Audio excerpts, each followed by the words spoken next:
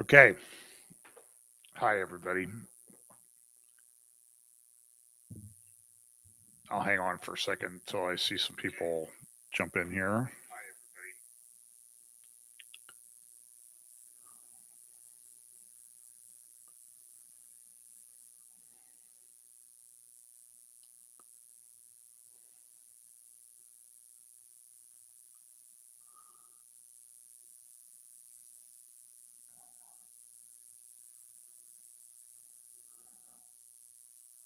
Okay.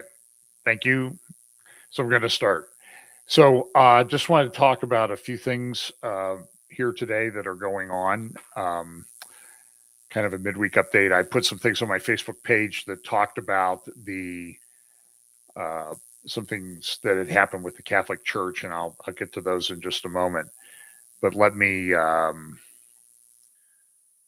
here to my little share screen page. So this was, I'm just going to go through some articles and that type of thing that seem to be relevant and happening, some a little bit on the humorous side. Maybe I ought to start with the humorous stuff first. Let me share my screen.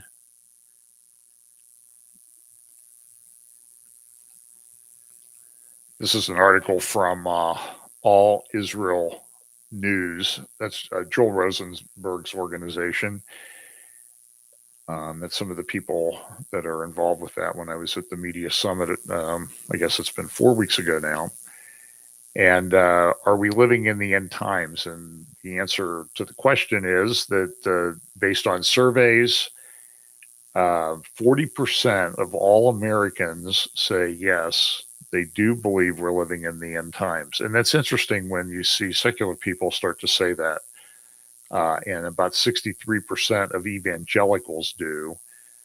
This is a Pew Research poll that Joel Rosenberg referred to. New study released by Pew Research in December. About 4 in 10 U.S. adults believe humanity is living in the end times. And that comes from, excuse me here, that comes from the Pew Research Center. So that's sort of interesting. I want you to be aware too that this is coming up on Monday.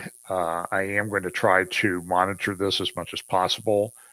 You could go to weforum.org and click on events. You can sign up for a free account if you want to monitor things.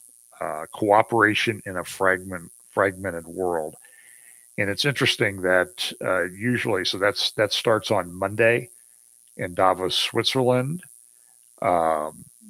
Here's the humorous part that I was going to talk about. Today, somebody sent me a picture of this. This is a company called Soylent that makes protein drinks. Now, this is interesting because I sent this to a number of people, maybe 10 people. And a couple of people got back to me and go like, so you think this is funny or humorous or something? Why? And I said, yeah. And then I realized that but two of the people who got back to me and they had these question marks said, well, why is Soylent funny? I don't understand. And I realized they're under 50. So my joke was not age appropriate, I guess. So the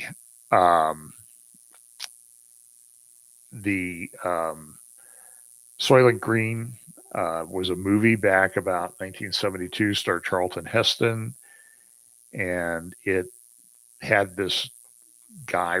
The people kept disappearing. Older people were just taken away, and the gist of the movie was that in the end there was this food. It was a dystopian society. There were some elites that had a lot of things, but everybody else lived in abject poverty.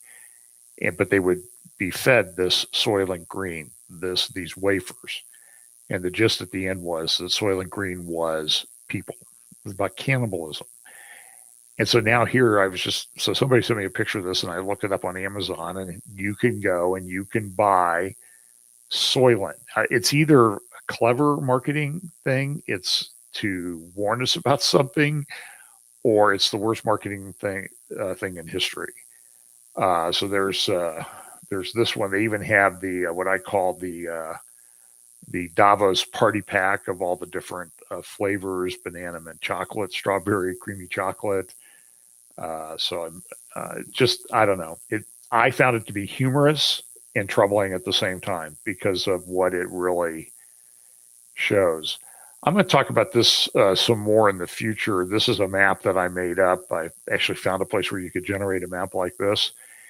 And this is based on an old uh, map of the world and breaking the world down into 10 regions from the Club of Rome. So you can see the regions. So you got North America 1, Central South America 2, Australia, New Zealand, South Africa 3, Africa 4, um, Middle East 5, Europe 6, Russia and related companies 7, China 8, India, Southeast Asia 9, and then Japan and Korea 10. So that was what the Club of Rome did. And I don't know if this is the way the world's going to break down into 10 regions because it talks about 10 kings in Revelation. I'm not sure that this is the way it is, but if it's a global thing, it might be something along these lines. It's interesting that they've been trying to put together sort of a North American free trade alliance that started back in 1993. In fact, I was in Washington D.C. in September of 1993, where the one day they did the Oslo Accords at the White House, and the next day they started hearings at Congress in front of the Senate. I don't know, the House Appropriations Committee. Dan Rostenkowski from Illinois was the chairman of the party at that chairman of that committee at the time. And I remember sitting there, right behind Robert Reich and some other people. He was Department of Secretary of Labor, and some other people in the Clinton administration as they talked about how they were going to put in this thing called NAFTA, North American Free Trade Agreement. And so that in part comes out of sort of this goal of what they want to do with um, the the regions of the world and how they want to break these things down. So is somebody getting buzzing? Because I'm hearing buzzing in my headphone.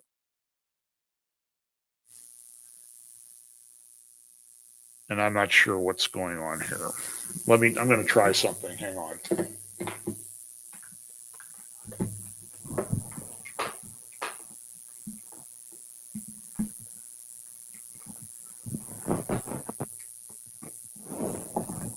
Well, that doesn't seem to do it either.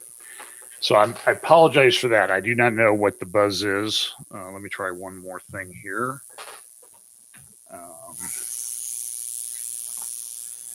That made it worse, whatever I did. I have a new dock. That's maybe the problem.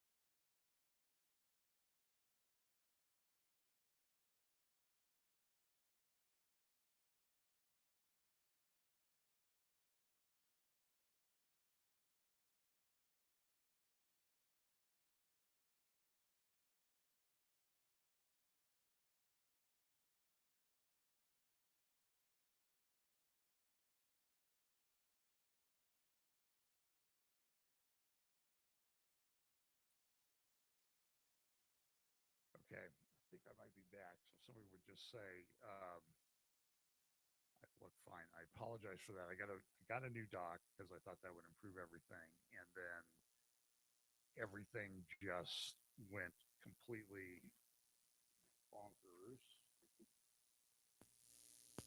I'm not hearing myself.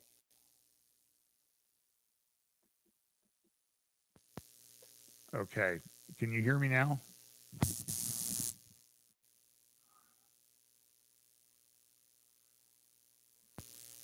Does this sound better? Does this sound better now? I'll tell you what, everything is just going completely haywire here. Um,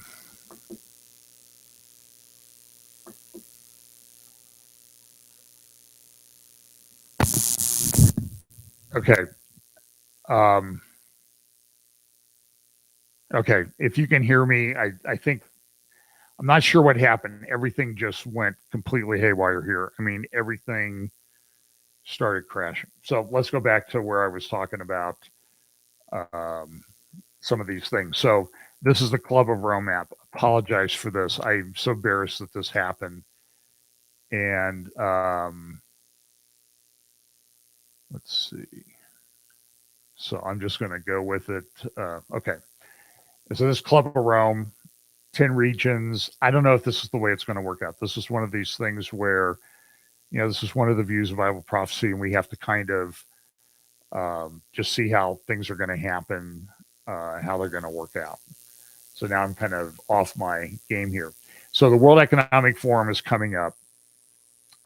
Here's one of the things that they did with is leading up to the World Economic Forum, like they usually do, is they released this global risk report. And the global risk report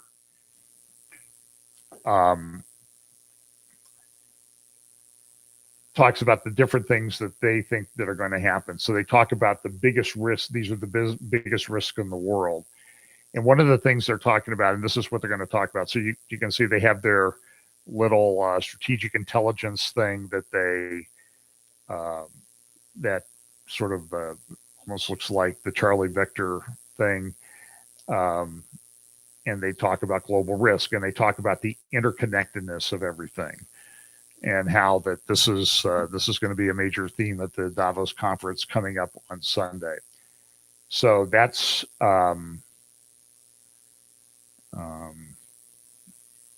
let's see. I think I also have actually I downloaded the report and was reading through that just before everything went haywire. They have this new report that they came out with. It would help if I shared the screen, wouldn't it? Sorry.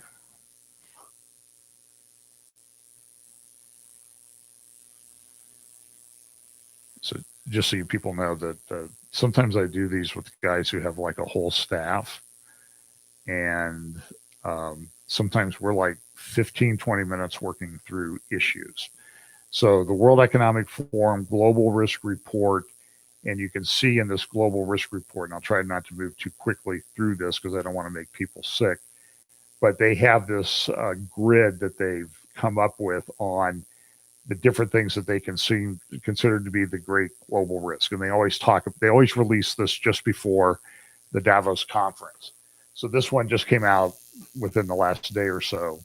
Cost of living crisis, failure to mitigate climate change. You can see number 4, erosion of social cohesion and societal polarization. So it almost sounds like they're watching our prophecy updates and that type of thing. So this is natural resource crises. I mean, these are things that we've been talking about on Prophecy Update and Midweek updates for the last year.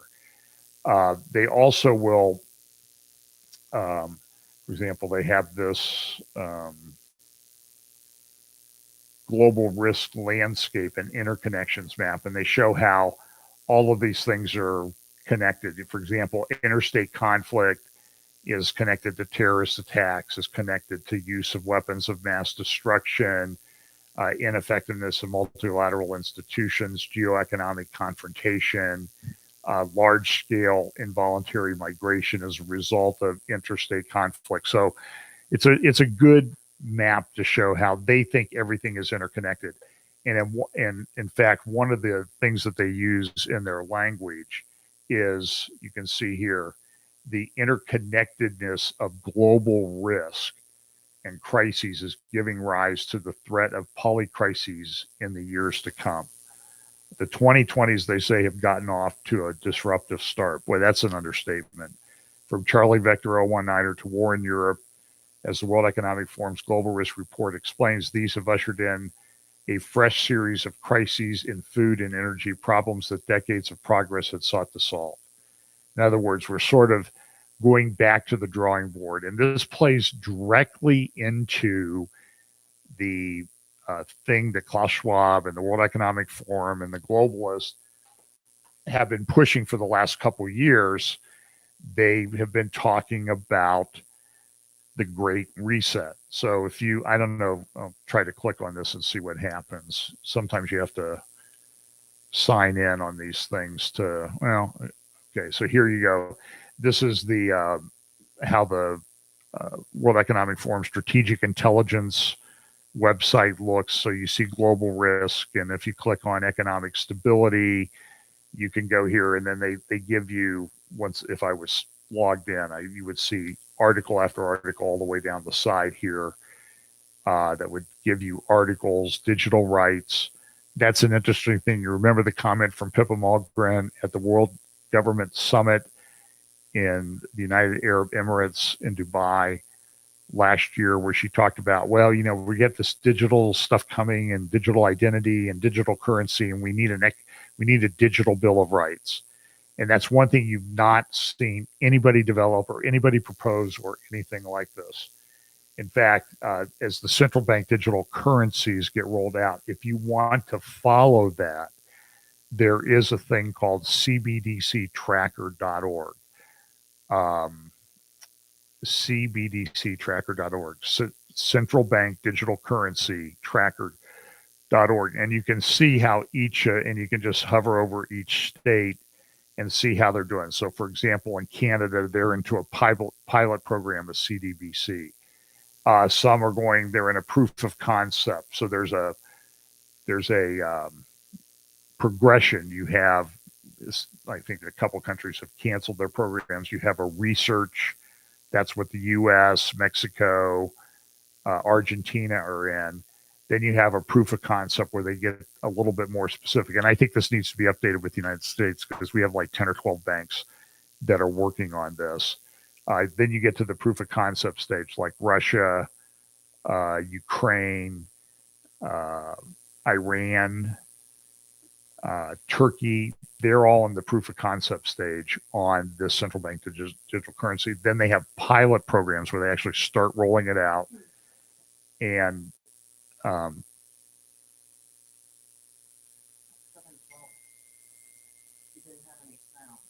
know that. Thank you. I know that. So you have pilot programs, and sorry, my assistant came down to tell me that I was out of sound there for a little while. Saudi Arabia is in a pilot program, India, China, so Canada. So this thing is being rolled out, Uruguay. And then you get into, they've actually launched it. And I don't think anybody has actually gotten to the launch phase yet, but there's a lot of people that are involved in pilot programs and that type of thing. I think Israel's in a proof of concept. Yeah. So that's central bank digital currency concept. So that's what's going to be happening at the World Economic Forum starting on Monday. Let's see. Now I'm going to go to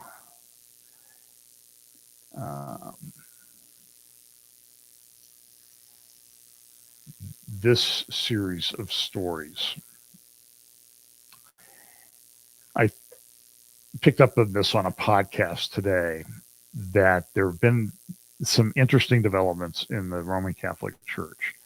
Now, we know that Pope Benedict the 16th, or whatever his number was, died, and his funeral was the other day. Today, George Pell, Cardinal, died. And the Spectator in the UK, this is one of the oldest political commentary magazines in the world, very prestigious. They do a great job, conservative orientation. And they have this article, and this article by Damian Thompson introduces it, Cardinal Pell's Righteous Fury at the Vatican's Theological Direction. If you scroll down here, you can see Cardinal Pell, former head of Vatican finances, does not criticize Pope Francis directly in the piece he's written for The Spectator, but it was the latter who instituted the synodal way, which, according to Pell, has neglected and degraded the transcendent, covered up the centrality of Christ with appeals to the Holy Spirit, and encouraged resentment, especially among participants. So Pell, this article, Pell had just finished. And then Pell, I think he was having hip surgery today. If you remember, he had been convicted of sort of pedophilia, sex abuse type crimes in Australia. He was actually put in prison, actually put in solitary confinement. And then when it went up on appeal, they completely overturned his conviction and set him free because they said there wasn't enough evidence. So a lot of people had a lot of respect for him. Now, look, I have as you know from listening to me, I have tremendous problems with the Roman Catholic Church and its orientation. I think there are theological issues that are irresolvable from an evangelical perspective. But there are certain voices within the Roman Catholic Church that have been speaking out about certain things that they see going on.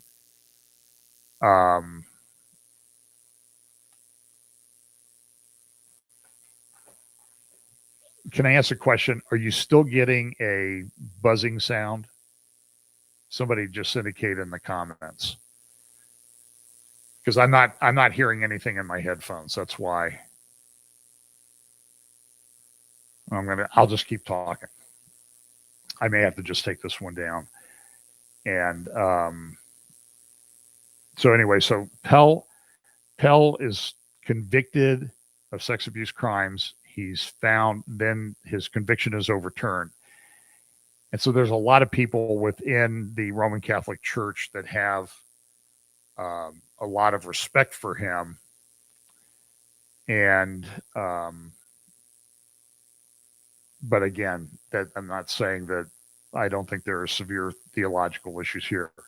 So the American Spectator, not Spectator, the Spectator in the UK comes out today, and they have this article, and I just closed down what I was going to show you.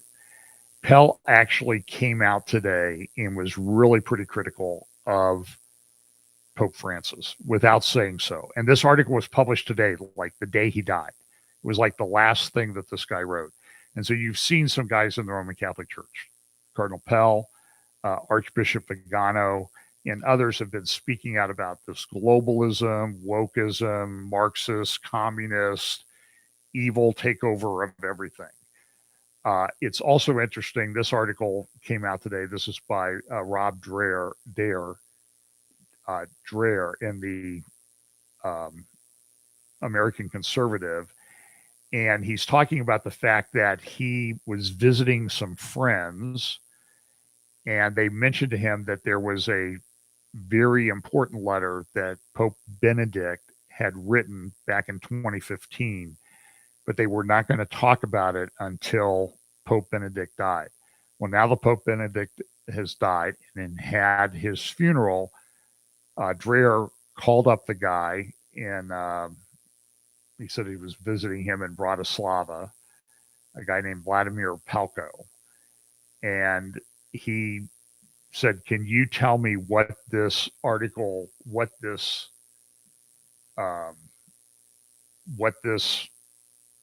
letter says from Francis? So today they published an interview with the guy, and they talked about what the letter says. And it has just one interesting comment in here that I want to refer to, is the last sentence, or one of the last sentences in the letter that Benedict wrote back in 2015. Now, Benedict had some issues. There's concerns he covered some things up, but it was very much, he was conservative theologically. And the last letter that he said, you see here, the sentence that he wrote reads as follows: we see how the power of the Antichrist is expanding, and we can only pray that the Lord will give us strong shepherds who will defend his church in this hour of need from the power of evil. So this was written 2 years into the reign of Pope Francis, after that he had, after Pope Benedict, 2 years after Pope Benedict had resigned. So I only pointed out is that a lot of people think we're in the end times. And now you have Roman Catholic popes writing about the end times and the Antichrist. And I just find that to be a very interesting juxtaposition. So let's see. So that's Benedict. Let's see what else is going on. So you might want to get those articles. American Conservative. I'll try to link these articles in the show notes on YouTube. And again, I'm going to apologize like crazy. I have no idea what happened. Everything was working fine. I did a test. Everything was fine. And then I started and the buzzing just went absolutely berserk. So I don't know if it's my new dock. I have everything plugged into a dock and I had to change that out. That's why I went away for a while. So I love the dock. Everything's worked fine. I've done a couple shows with it, and now all of a sudden it just decided to go crazy. So anyway, so I'll link these things, the articles about Cardinal Pell and Pope Benedict. Pell, who died just today, wrote a pretty important article attacking the theological direction of the Roman Catholic Church. So there are people there that are sort of seeing some of the things that are going on. But it's just interesting that back in 2015, people call us crazy for the things we want to talk about. But here was Pope Benedict talking about, we see the power of the Antichrist expanding. That's interesting when, for a long time in Christianity, the belief is that the Antichrist will come from the Roman Catholic Church. But that's a very interesting thing that he said. So, and that letter was translated from German, and that was just released yesterday at the American Conservative. So let's go on. I have a couple other things I just want to mention briefly. This is out of New York today.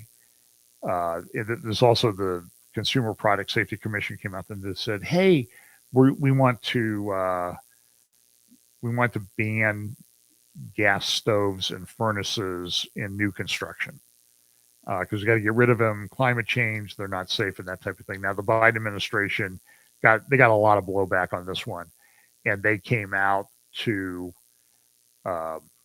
and they said just around dinner time tonight, they said, "Oh no, we're not going to ban gas stoves. We're not going to ban gas stoves." But this hasn't stopped this lunatic who's the governor of New York now from coming out saying she wants to introduce this ban in New York. They want to be the first ones. And if it's going to go to New York, it's going to go to California, and it's going to go to other places. So that's just something to be watching out for. Now,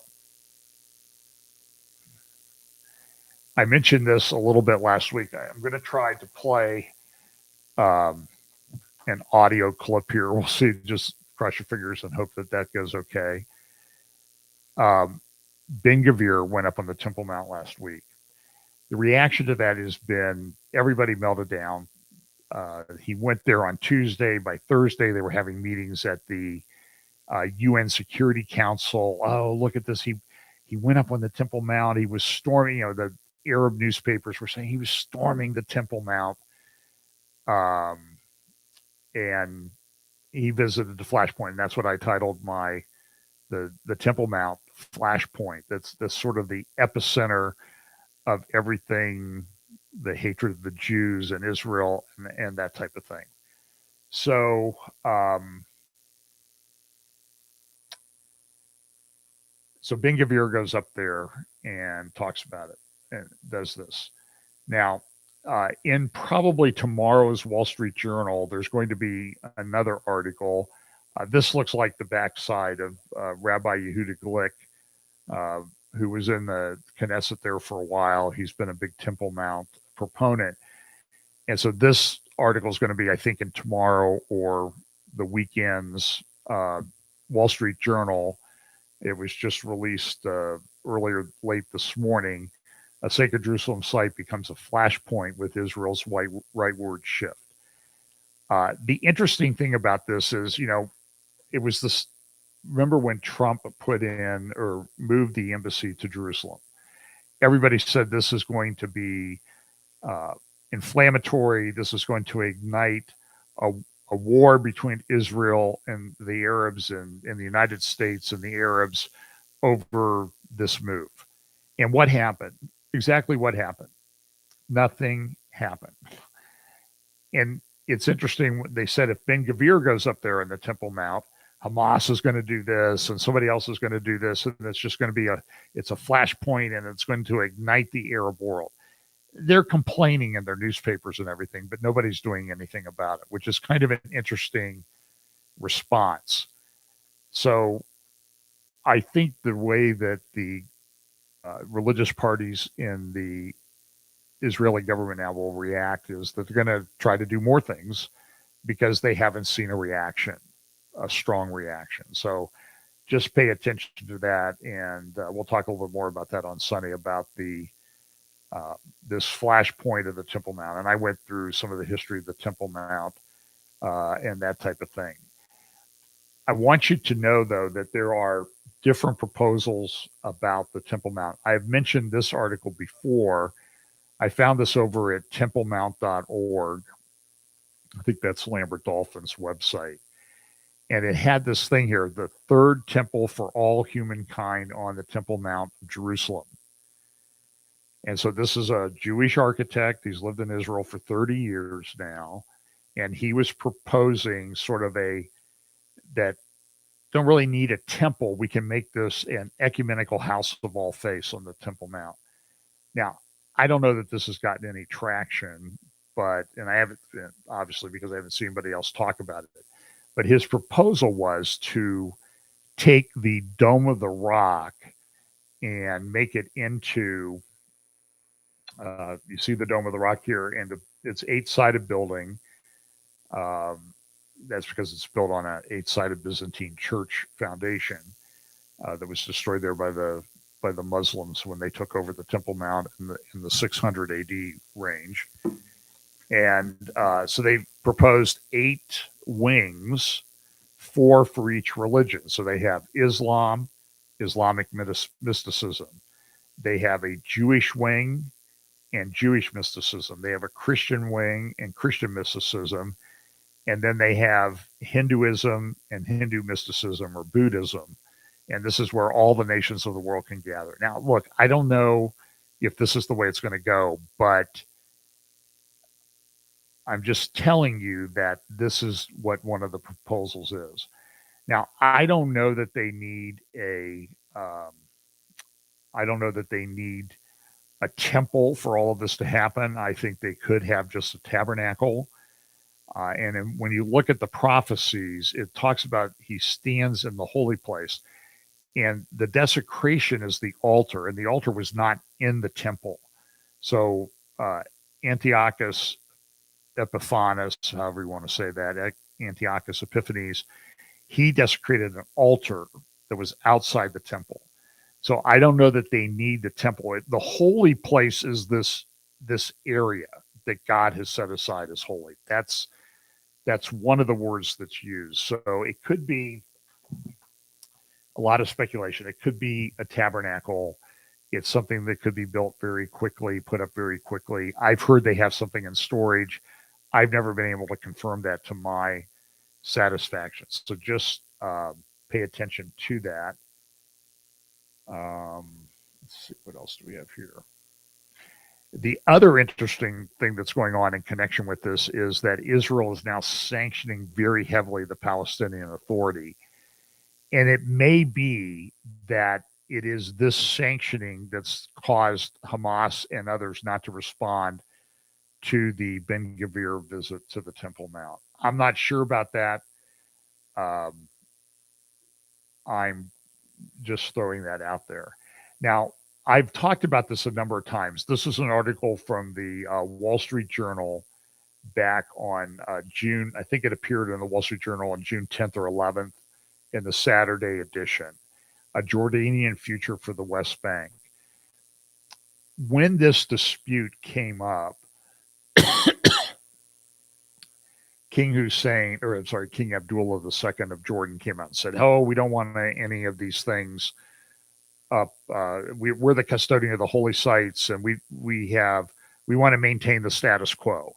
Well, what's the status quo? The status quo is what he wants it to be. I mean, because are we doing the status quo after Israel took back the Temple Mount in 1967? Are we doing the status quo when the Temple of Herod was there? Are we doing the status quo when the Temple of Solomon was there?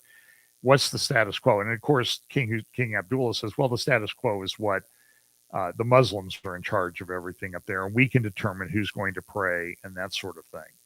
So the article in the Wall Street Journal that's coming out tomorrow probably is going to focus a lot, from my reading of it, on the fact that Jewish prayer is being allowed more up there. I think this is a pretty significant thing. So there is this Jordanian future of the Middle East. Now I'm going to flip over here to my another browser, and I want to play for you. I hope this works. I'm going to play for you a clip that took place at the UN Security Council. This is the Israeli ambassador, and I'm going to play a few minutes of it because I think it's fairly important.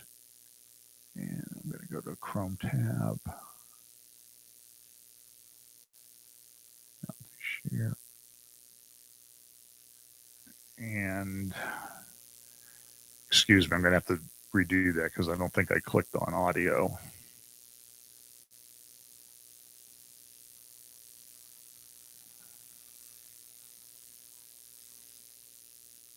Okay, so I think this is the one I want. Okay, so here's the Israeli ambassador speaking at the UN last week. At the outset, I wish to congratulate you and Japan, as well as Ecuador, Malta, Mozambique, and Switzerland upon beginning your terms on the Security Council. Distinguished colleagues, when I heard the news that the Security Council, the body committed to protect world peace, Hey, can I ask a holding question? an Is that emergency playing? session over the quiet, orderly, and uneventful visit of an Israeli minister to the Temple Mount, I was overjoyed. I figured that if this important body is meeting to discuss such a trivial matter, then we clearly achieved world peace overnight. No more war, no more violence. After all, why else would this council dedicate its time to such a menial occurrence? Imagine my dismay when I found out that I was wrong. A war still rages in Europe. The Ayatollah regime in Iran is still murdering innocent protesters while it hurtles towards a nuclear arsenal. Terrorism is still rampant and totalitarian regimes are still committing atrocities. Yet, here we are discussing the peaceful 13-minute visit of a Jewish minister to the holiest Jewish site under the sovereignty of the liberal democracy of Israel. I'm sure that at least some of you see the absurdity of this situation. Sadly, this meeting, which creates a sense of emergency over a non-event, reminds me of the words of the famous comedian Jerry Seinfeld, who described his show as a show about nothing. Nevertheless, if this council decided to convene on this matter, we may as well utilize this meeting for the best. This is the ideal opportunity to share the truth and facts regarding the Temple Mount. Dear colleagues, have you heard of the Western Wall? I'm sure you did. Do you know what this wall was west of? And why is it the most focal point of Jewish prayer? I'll tell you why. The Western Wall is the only surviving structure from the second Jewish temple compound.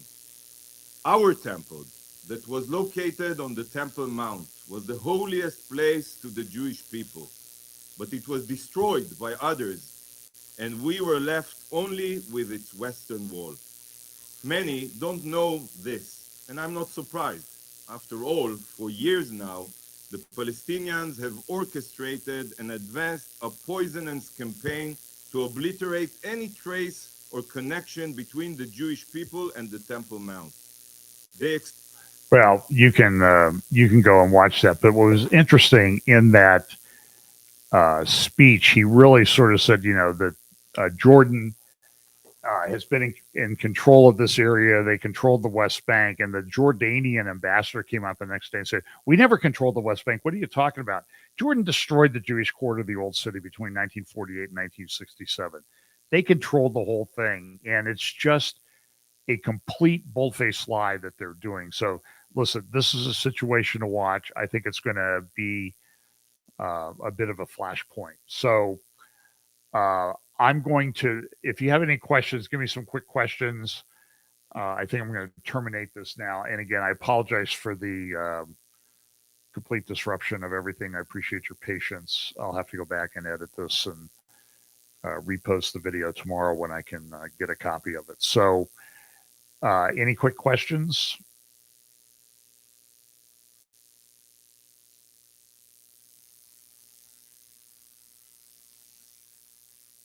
Nope. Okay. Well, listen, thanks so much for watching. Sunday, we'll do an update. We'll talk about some things, more things about the World Economic Forum, talk more about the situation in the Middle East. And I'll also be preaching first hour on the civil trial of Jesus before Herod. So let me add, there's one question that was asked. What about FAA closing down airlines? My sister-in-law was flying back from Austin, Texas today, where my nephew lives. And this was a whole mess. This is the first time that all the air traffic was shut down in the United States since 9/11. Listen, I don't know what happens. It's probably one of three things. It could have been a Chinese hack, which was been predicted for a while. It could have been an Iranian hack. It could have been just general government incompetence, and given some of the the nature of the people that are involved, like Pete Buttigieg, I think that that's also a very real possibility. The systems might be antiquated. It just seems strange that we're sending billions of dollars overseas to one country, like $100 billion over the past year, but we can't fix our Federal Aviation Administration. It just makes absolutely no sense. So, well, listen, we're going to live in a time of what I think is going to be chaos. It's going to seem normal where you are. You're going to go to the store and everything's going to seem okay. You're going to get used to paying $8 a dozen for eggs or whatever it is where you are. I saw some for $4 a dozen the other day, and it's funny because after a while you see these prices enough, and all of a sudden it's you don't realize that the prices have gone up so much because you get used to the new prices. Like now I'm seeing a head of lettuce for $2.19 or something like that. And you just get used to it. So anyway, you're going to live in a time of chaos, and you're going to see people that are going to try to take advantage of that chaos, like the World Economic Forum, like people in the government and that sort of thing. So anyway, I'm going to terminate this. God bless. Thanks for listening, and thanks for your patience. Talk to you on Sunday.